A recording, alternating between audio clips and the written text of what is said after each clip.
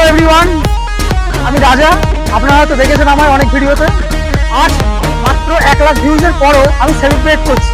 তার একটাই কারণ, বেশিরভাগ ক্ষেত্রে বাংলা রিক্রিয়েট ভিডিওটাই করা হয় বেশি। কিন্তু এ নামের এই যে সিকোয়েন্সটা আমি করবো, কারোরই ভরসা ছিল না যে এই ভিডিওতে ভিউজ আসতে পারে।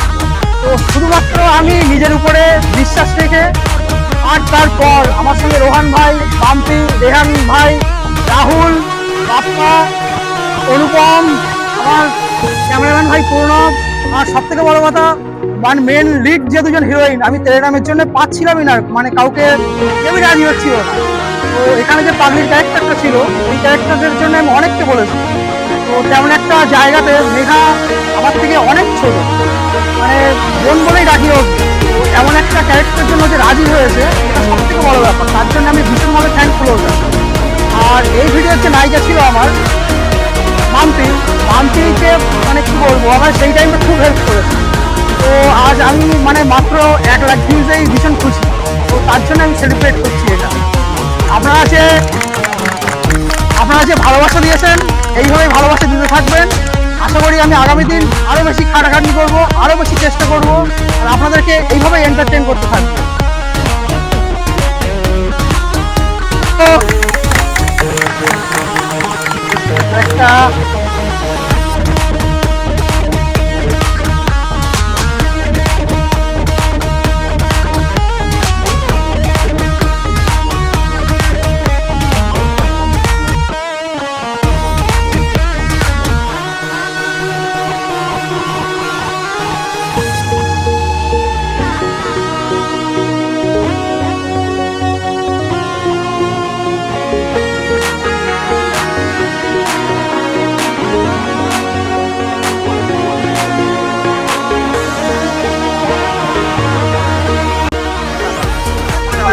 রোহান ভাই নিজের চ্যানেলে 2 লাখের উপরে ফলোয়ার। তারপরও রোহান ভাই যে আমার সঙ্গে ভিলেন করতে রাজি হয়েছে, এটা না ফালতু কথা, সত্যি কথা, এটা আমাদের সাথে বড় ব্যাপার। মানে ফলোয়ার্স হিসেবে দেখতে গেলে রোহান থেকে হিরো করা উচিত, কিন্তু রোহান দা তার পরে হেল্প করেছে।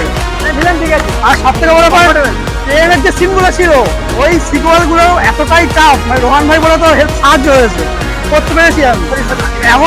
এমনও সিকোয়েন্স গেছে যে রোহান ভাইকে যখন লাথি মারছি, রোহান ভাই রাউন্ড করতে করতে আগাচ্ছে, রোহান ভাইয়ের পায়ে লেগে পায়ের থেকে 1টা মাংস উঠে গেছে।